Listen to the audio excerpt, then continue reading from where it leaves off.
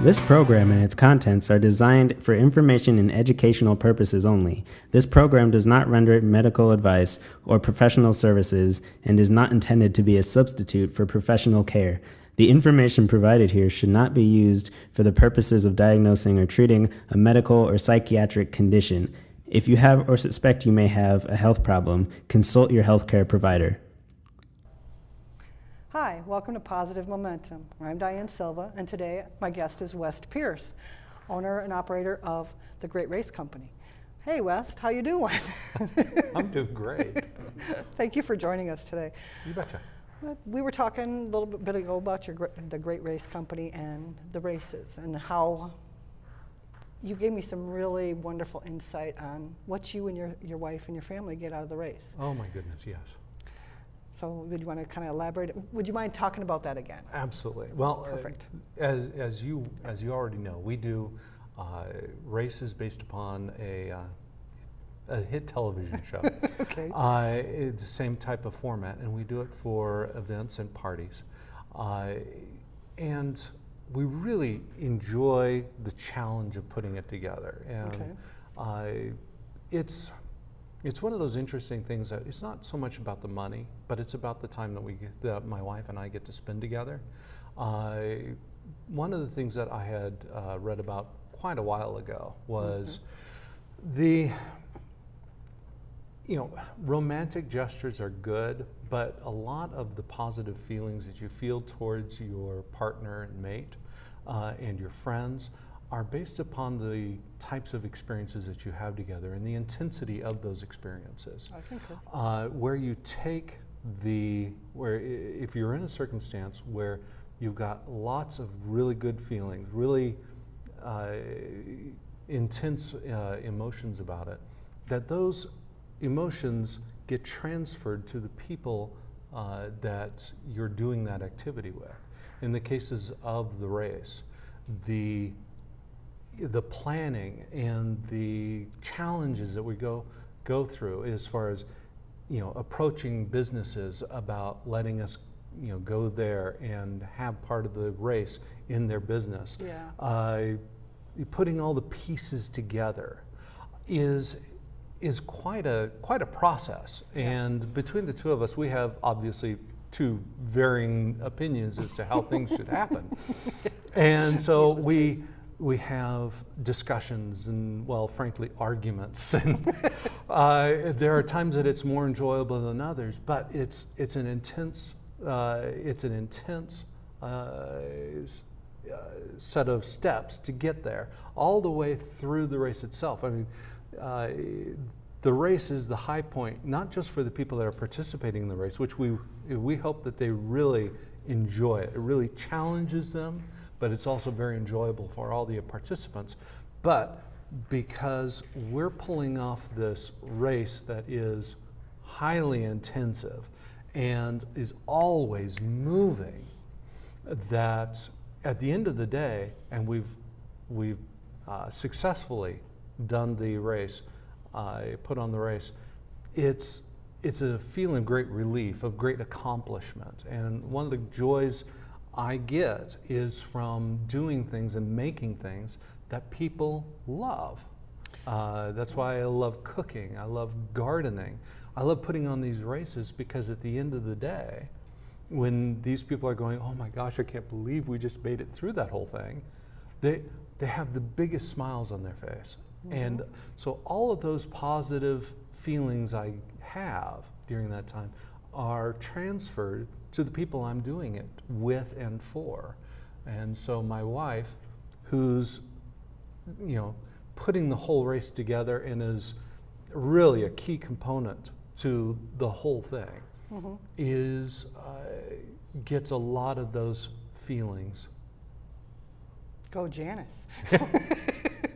I understand Janice is also the owner, or is she the owner? And I may have. She owns it. Okay, I thought I might have had a little bit of confusion there. So I do understand what you're talking about.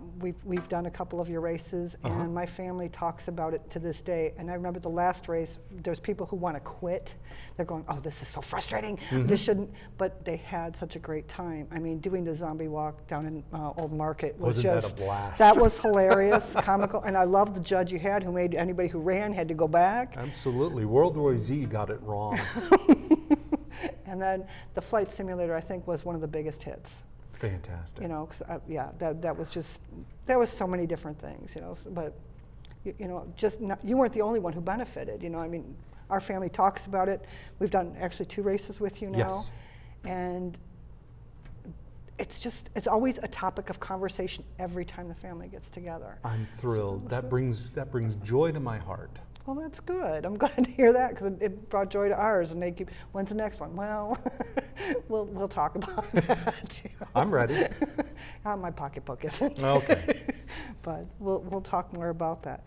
And then you mentioned cooking. Yes. I know when we worked together back in the not too distant past, you used to bring in some wonderful dishes on food days. So talk to me about some of your cooking and oh, your friend's wedding. I remember you making their wedding cake. I did. Yeah, so talk to me about the successes you feel and how you feel, what joy it brings you, and whatever, you know. And again, it goes back to that, you know, the way that I get joy in my life is by bringing joy to others. It sounds cliche, but when I get out of myself, that's when I'm able to really do well mentally, and I'm pretty thrilled with it. But with cooking, you know, I have one whole cabinet of my kitchen is just spices, because I just, you know, I'm always looking for that combination of things that it's going to make that dish really pop. You know, and I'll do, you know, some things you were referring to. You know, people bring in for their birthdays at our work, they'll bring in bagels that they bought, or you know, donuts. And I've always went, yeah, no. What I like to do is I'll bring in, you know, one of my favorites is biscuits and gravy, and usually the family's like, no, you can't take that. when I'm walking out with the biscuits and the gravy in the morning.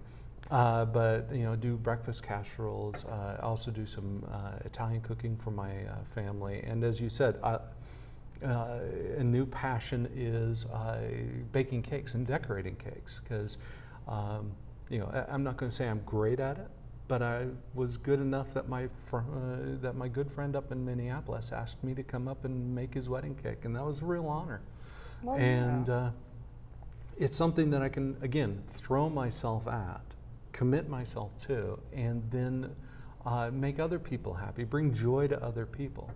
And that gets me, again, out of my shell, gets me not thinking about just me, but help, you know, I get to help other people, and I really do enjoy that. Well, you know, I've heard many times that you cannot help anybody else without helping yourself. That is absolutely true. You know, and this is a way of being able to win. I hate the term, but win-win. Yes. You know, you get a win-win. The race, you win, your family wins, the people who are, you know, doing the race win, you know, or maybe come in second, third, fourth, whatever. But you know, they've had a great time. The race. It's a wonderful event. You know, everybody, you're team building. Yes. You're building relationships with even people that are on the race that you don't know. Right. You know, you're helping people by feeding them. You know, and well, look at me. You know, I like to eat. Absolutely. You know, so you know that's my joy. You know, so working on that. So, what other things do you find that you are very successful at, or would you define success, your success, if you could?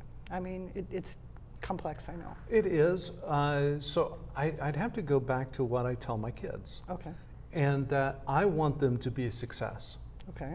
But success isn't measured by money. Okay. Now, making money in this world is important. You have to make money.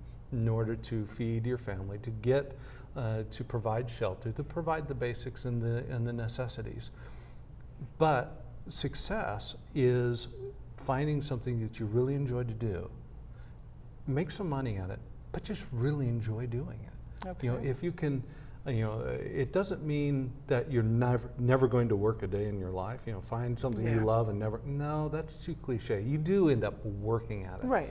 But it means at the end of the day, at the end of the week, you're glad with what you did.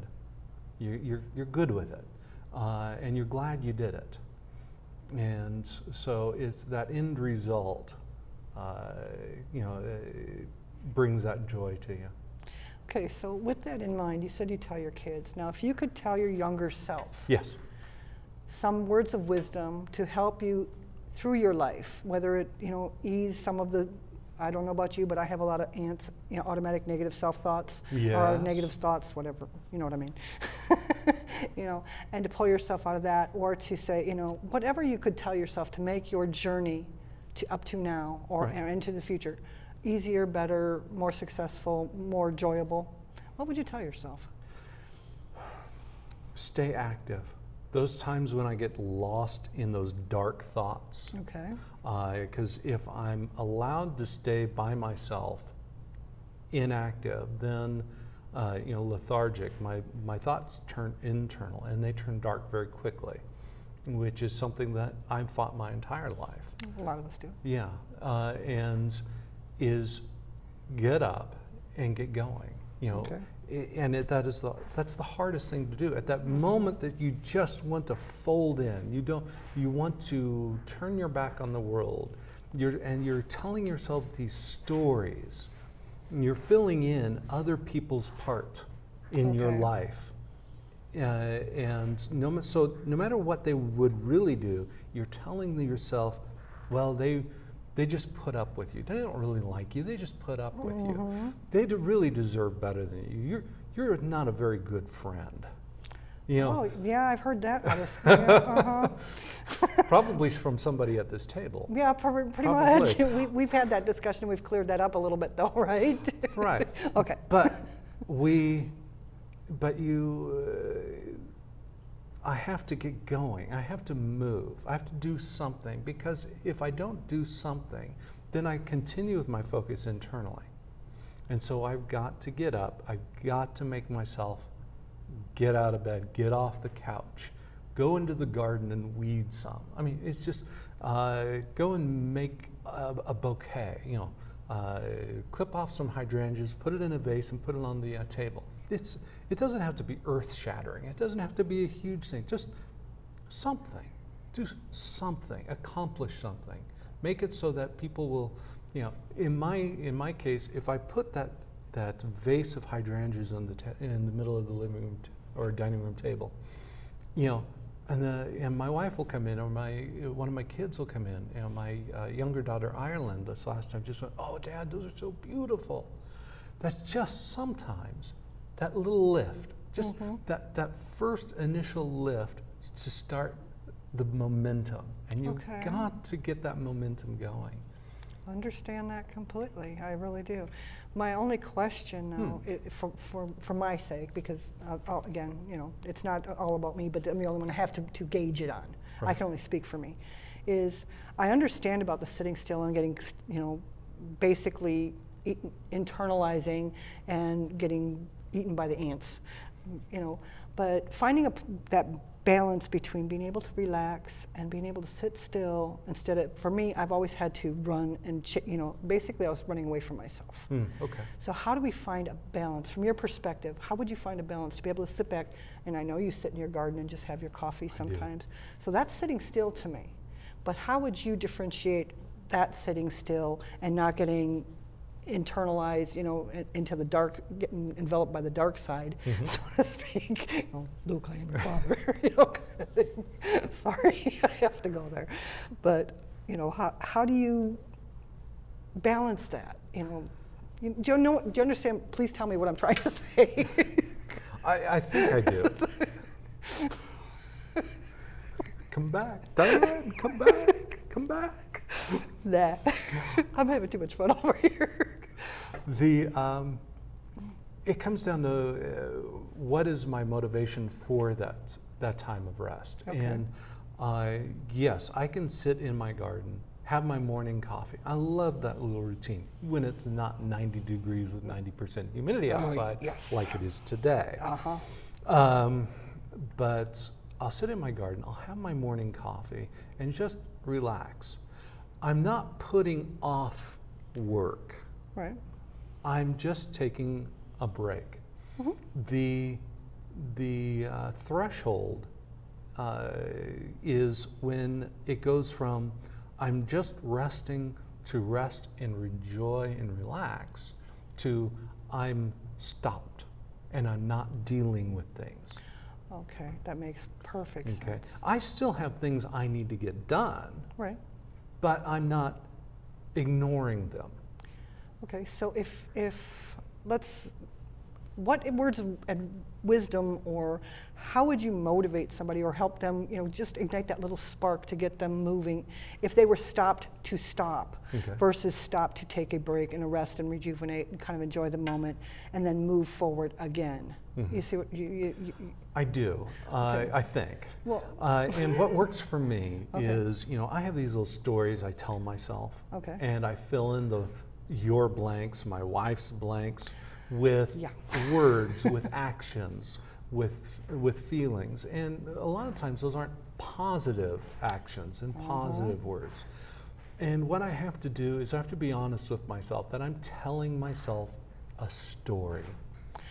And that my story isn't necessarily right. I need to be more conscious about what reality is. Okay. And so where was I going? Oh yes. We both got derailed. I did get derailed, didn't I? It happens. That's all right. And how I get off the couch is I have to be honest that I'm telling myself a story. Okay. And then I'm going to go out, I'm going to do something. I'm going to do something that I usually would enjoy, even though I don't think I would enjoy it at that time. Because I've got myself talked out of enjoying anything that I actually like doing. And so I've got to go and do something. It could be something dumb like weeding the garden. They're talking about one of the most miserable things you can do sometimes, but give it 5-10 minutes and you're into weeding that garden. You're into, I gotta get rid of these weeds. I'm going to make this little area right here just really pretty. Now, I'm not thinking about me. I'm thinking about the garden. I go out and I'll pick some flowers. I'll go out and just, I'll never mow. I was going to say mow, but I don't mow. That's what I have a son for, and I'm good with that. I go out, organize my workbench, which, ask my wife, doesn't happen nearly often enough. Just any little task that you can define, that I can define tightly. I'm not going to do the entire garden. Right. I'm going to do this. I'm not going to clean off my entire workbench. I'm just going to take care of this area over here because this area over here is kind of got piled up. Okay. And then accomplish that. And then what happens is I start getting that momentum. The inertia starts taking over because I'm not thinking about me anymore. I'm thinking about something outside of me. And if I can build on that inertia, then it tends to continue. All right, and there are 2 points I got from that. And one is, so in other words, you take smaller bites instead. I'm going, I'm going to go tackle the garage, and I walk out there going, okay, I'm turning around and leave. There's only one way to eat an elephant, you know that, right? One bite at a time. There you go. Yeah, but I see that elephant, and that's just who I am. So I have to bring myself back and kind of go, okay, wait a minute. No, I have to settle or be okay with just doing this portion of it. Right. And being okay to walk away. That's one of the reasons I stopped sewing. I could not get through the whole project in one day. Oh. And I had to finish it. It was something it was that obsessive, I have to finish this. So I had to stop doing it because I couldn't walk away from it and start up.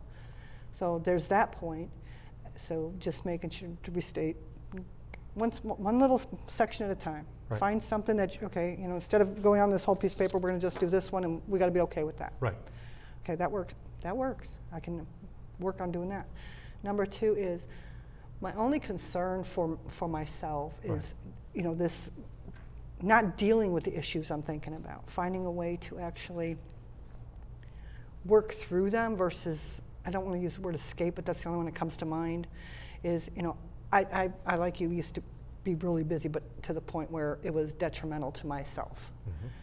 So how would you say is a good way to maybe confront some of those dark internalizing or changing the story instead of sitting there saying, okay, this is the story, I'm telling myself a story. How about if we sit here and go, okay, let's change the story. Right.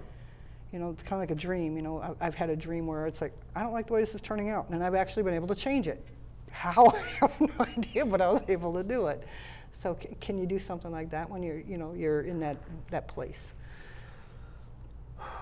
I know this wasn't meant to be a therapy session. That's okay. And it's not really, but it's real. Most of us, I can't say most of us. People I know are like this as well. Mm-hmm. We get stuck within ourselves because we've told ourselves a story, or we have a feeling, or sometimes we need to do the one thing we really don't want to do because we don't have the energy. Whatever we're doing is suck the life right out of us. Mm-hmm. So not just finding other things to do, but finding ways to change that story. And since you and I are a little bit alike, sorry. I'm not sure which one should apologize to. So, anyway. Well, the key is to be honest. And frankly, a lot of it has to do with honesty with yourself. Honesty with myself. Differentiating between what's based in reality, in current reality, versus what's just the story I'm making up at the time. Janice may have said 2 or 3 years ago that she didn't like da-da-da-da. Uh-huh. Whatever da-da-da-da is. Right. I'm still telling myself that story that she doesn't like da-da-da-da. Oh. And she said it once. Right. And so I'm still filling in that blank of the story. I'm not being honest with myself that may not be the way she still feels. Yeah, she does have a tendency to change her mind. You think? Sometimes. And so I have to be honest with her, and I have to be, first of all, I have to be honest with myself and say, I'm telling myself a story. And now go to her and be ready to receive a new truth. And I have to be ready to receive it. And I'm not good at this. I wish I was better.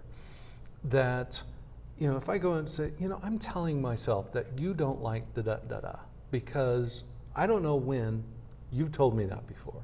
Mm-hmm. And that's affecting me in this way. Is that still, how should I be thinking of that? And there's been a lot of times she say, no. I may have said that a long time ago, and I think I probably was just angry and just going, yeah. And so she was able to reset my story, and I have to be ready to receive that as the new truth. Gotcha. I have to be ready to believe that's correct now. Wow, this has been very interesting as well as enlightening and even somewhat intense, because like I said, I didn't anticipate this to turn into a therapy session, but you and I tend to go off on all sorts of topics that are not always very comfortable. And this has not always been, going, oh my God, I've got ants. Call the exterminator. You're here. Hello. Where are you? We need you. But anyway, well, they're laughing at you. Yes, they are. They're laughing at you. That's okay. I'm laughing at me too. So we're all good. Mm-hmm. Anyway, I think stuff like the race, stuff like cooking and gardening, and finding a passion, yes. Finding something that brings you even the smallest amount of joy to get yourself moving, positive momentum. And this is what you're doing. This is what I'm doing? Right here. Right here. I'm positive momentuming? Yes, you are. Okay.